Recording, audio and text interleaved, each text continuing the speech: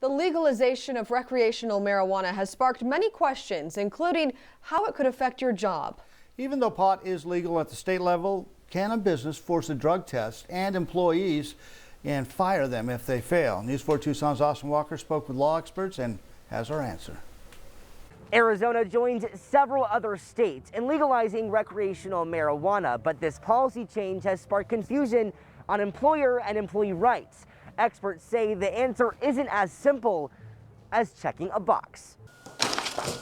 Filling out a job application. You write your name, your phone number, and as you turn the page, you'll probably come across this question. Do you or have you used marijuana? A question that in the past could get you fired if checked yes. All right, here's that ice wine vodka. But will it now? So it's been an ongoing issue ever since medical marijuana got enacted. Timothy Medkoff is an attorney in Tucson. He specializes in employment law. He says there's new difficulties for employers with the passing of Prop 207. The problem for employers is it's very difficult to determine if somebody's impaired. Many are comparing marijuana use in the workplace to alcohol use in the workplace. This is a standard BAC tracker. That test tells you what your BAC or blood alcohol content is and if you're impaired. But a drug test, on the other hand, that will pick up on any marijuana in your system for up to a month. So even if you don't smoke it that day or on the clock, it'll still be in your system. Arizona joins 11 other states and districts in legalizing recreational marijuana. We reached out to legal experts across the country in states like Washington, California, Michigan, and Colorado, asking what they've seen when they first legalized for recreational use.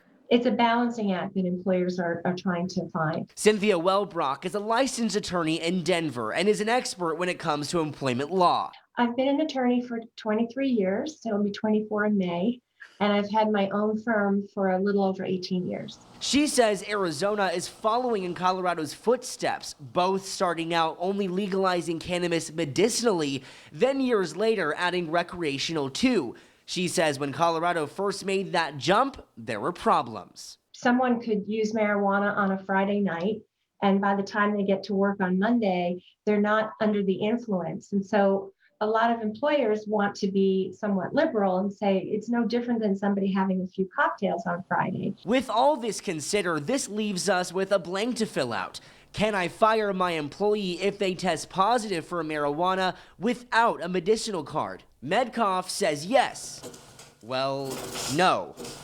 Actually, maybe. So you can, but you got to be careful. You can't just have a blanket policy. So, for instance, you can have a drug-free employment environment, but you need to make sure that you don't just fire somebody if they test positive. You then got to do some more due diligence. Until science catches up and an impairment test for marijuana hits the market, Medkoff says we're going to keep on erasing, attempting to fill in that blank. Medkoff says you can fight this in court and recommends to apply for a medicinal card if you qualify, but this leaves you with a question.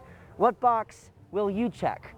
We've got you covered. I'm Austin Walker, News 4 Tucson.